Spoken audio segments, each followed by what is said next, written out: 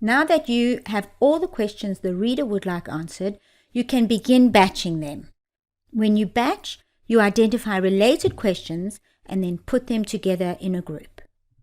Begin by highlighting one question and then look for others that are related to that question. The outcome will be a series of groups, each containing one or more questions. Now you have a clear outline of the main topics for the document, and you can begin evaluating the questions.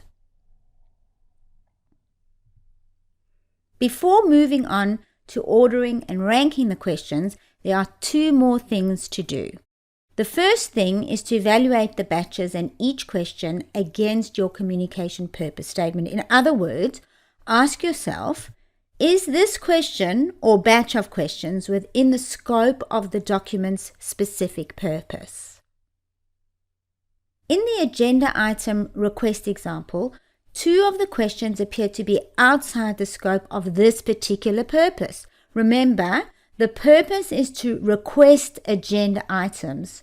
Where the meeting is being held and what time it's scheduled would probably be included in a subsequent email. Therefore, they can be removed from this message. The second thing to do is scan over the batches and remove any duplicate questions that are in the same batch. In our example, we can also remove either the topics to be covered or items to be addressed.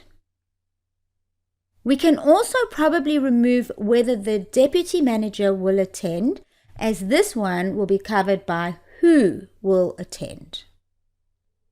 And finally, we can remove the first 2 questions as they are already dealt with in the communication purpose statement.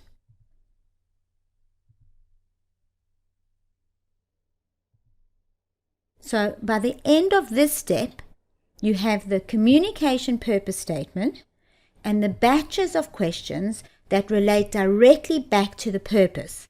Planning in this way helps keep the message specific and brief, which ultimately saves your reader time and improves the chances of the message being read.